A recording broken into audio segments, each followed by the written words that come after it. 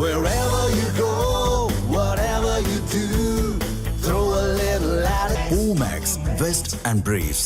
டெல்லி மதுபான கொள்கை வழக்கில் இருந்து அனைவரும் விடுவிக்கப்பட்டதை எதிர்த்து சிபிஐ தொடர்ந்த வழக்கு கெஜ்ரிவால் பதிலளிக்க ஆணை பிறப்பிக்கப்பட்டுள்ளது. இதுகுறித்து விரிவான தகவலை தெரிவிப்பதற்காக செய்தியாளர் கவியரசன் இணைப்பிலுள்ளார். கவியரசன், மேற்கண்ட செய்தி குறித்து விரிவான தகவலை பகிருங்கள். வணக்கம் பரத்.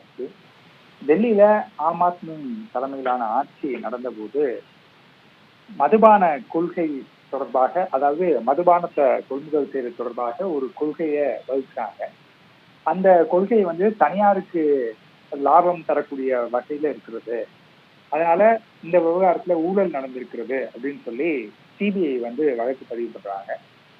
அந்த கேஸ்ல டெல்லியுடைய முன்னாள் துணை முதலமைச்சர் மணீஷ் சிசோடியா, அப்புறம் முன்னாள் முதலமைச்சர் கெஜ்ரிவால், இந்த மாதிரி நிறைய பேர் கைது செய்யப்படுறாங்க. தெலுங்கானா முன்னாள் முதலமைச்சர் சந்திரசேகர் அவருடைய மகள் கவிதா, தொழிலதிபர்கள் சிலர், இந்த மாதிரி பலர் கைது செய்யப்படுறாங்க. கைது செய்யப்பட்டு அந்த வழக்கு விசாரணை நடைபெறுகிறது.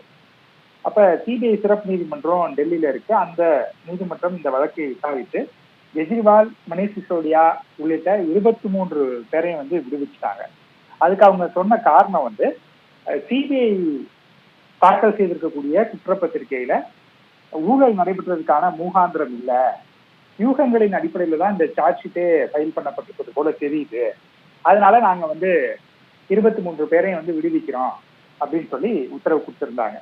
இன்னொரு பக்கம் இந்த விவகாரத்துல மணி லாண்டரிங் சொல்லுவாங்க, சட்டவிரோத பண பரிமாற்றம் நடந்திருக்கிறது அப்படின்னு அமலாக்கத்துறை தனியாக ஒரு வழக்கு பதிவு பண்ணி விசாரிச்சுட்டு இருக்காங்க. அதனுடைய விசாரணை இன்னமும் கோர்ட்ல நடந்துட்டு தான் இருக்கு.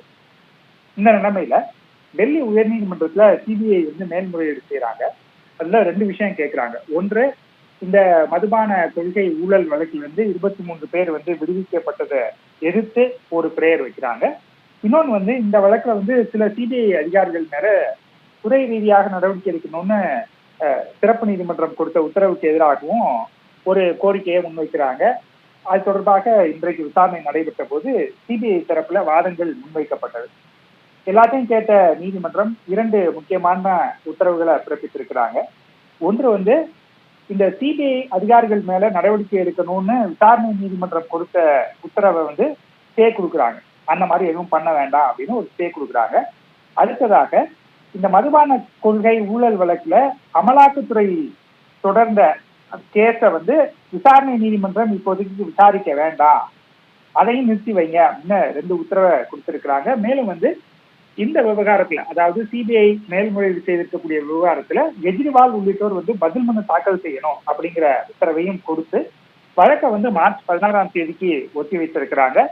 அடுத்ததாக அன்றைக்கு கெஜ்ரிவால் தரப்புல பதில் மனு தாக்கல் செய்யும் போதுதான் இந்த வழக்கினுடைய அடுத்தடுத்த நிலைமை எப்படி இருக்கும், நகர்வு எப்படி இருக்கும் அப்படிங்கிறது நமக்கு தெரிய வரும்.